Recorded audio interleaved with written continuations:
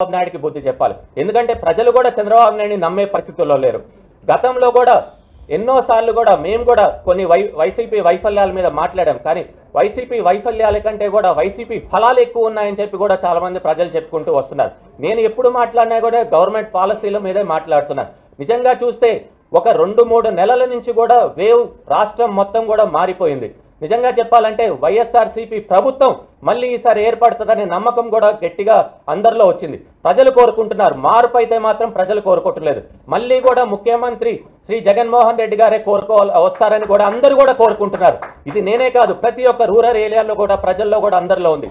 చిన్న ఎక్కడన్నా ప్రభుత్వం ఉంటే కనుక తప్పకుండా ప్రభుత్వ వ్యతిరేకత అనేది కొద్దిగా ఉంటుంది. కానీ వ్యతిరేకత కంటే కూడా లాభం ఎక్కువ ఉందన్న దగ్గరే కూడా ప్రజలు కూడా సముఖంగా ఉంటారు.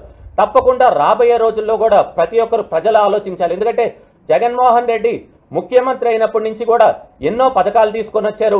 బడుగు బలహీన వర్గాలకి అండగా ఉన్నారు. నా ఎస్సీ, నా బీసీ, నా మైనారిటీ అని ఏకైక ముఖ్యమంత్రి ఎవరు ఉన్నారంటే అది జగన్మోహన్ రెడ్డి గారే. అదేవిధంగా ప్రతి ఒక్కరు మధ్యతరగతి వాళ్ళు కూడా ఈరోజు బాగా ఉన్నారు. రైతులకు కూడా ఈరోజు చూస్తే గిట్టుబాటు ధర వస్తుంది. ఎందుకంటే దాదాపు 20,000 రూపాయల నుంచి 25,000 రూపాయల వరకు పుట్టెడు వడ్లు వెళ్తున్నాయి. అదేవిధంగా వర్షాలు బాగా పడుతున్నాయి. అదేవిధంగా జగన్మోహన్ రెడ్డి గారు వచ్చినప్పటి నుంచి నాడు నేడు అనే ప్రోగ్రాం తీసుకొని వచ్చారు.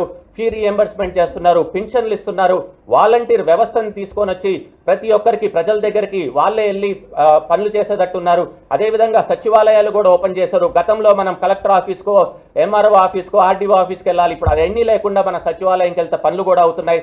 తప్పకుండా ప్రజలు కూడా ఆలోచించాలా. ఎందుకంటే ఎక్కడ చూసినా కానీ అభివృద్ధి లేదంటున్నారు. కానీ అభివృద్ధి అయితే మనకి నెల్లూరులో కూడా బాగా కనపడుతుంది.